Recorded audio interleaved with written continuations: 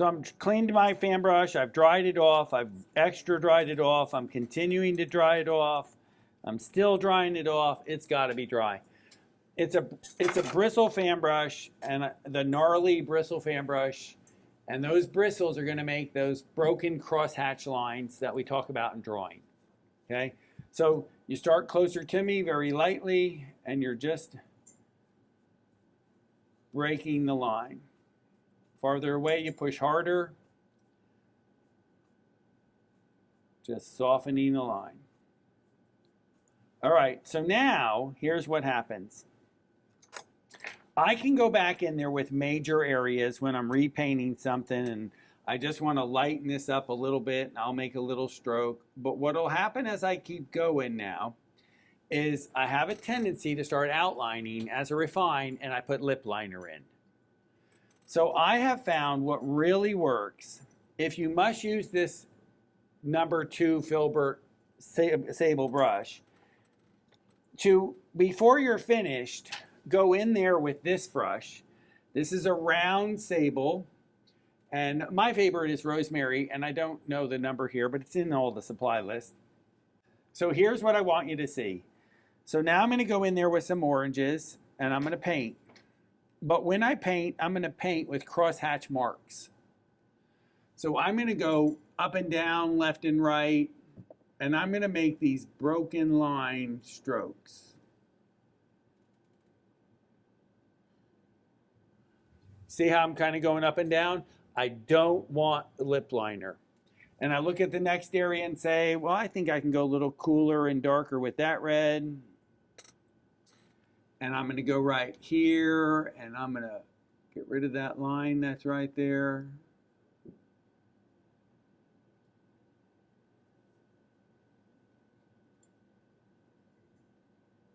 And I might be too much. I'll take some away. I'll go back and forth because she can't look like, you know, she needs Botox or something.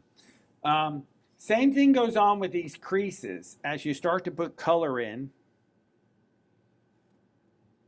and I start to put the color in this gray, I might start to juxtapose the color in, or not juxtapose, but crosshatch it in.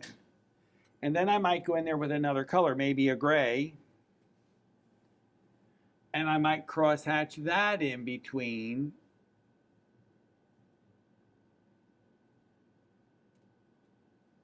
Maybe a lighter gray.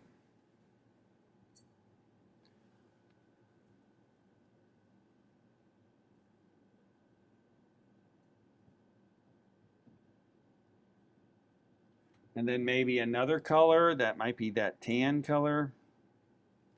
And I'm just going to start making these little, Smoky marks.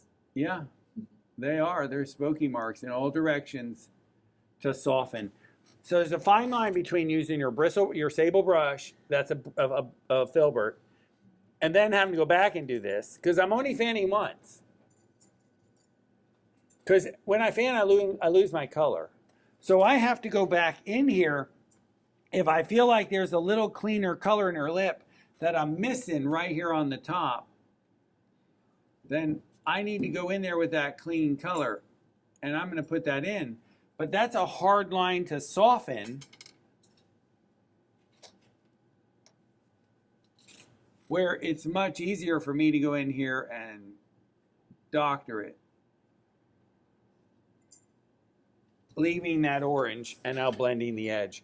So that cross hatching with this bristle, this sable brush, is a great little tool to put in and blend away. So, and it doesn't matter where you're doing it. You know, if you feel like, you know, there's a little cleaner color right here, and I'm fixing my color, then I'm just going in there with this round brush and pulling in different directions.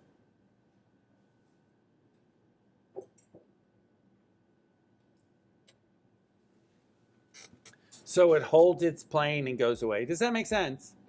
Pretty simple, but important.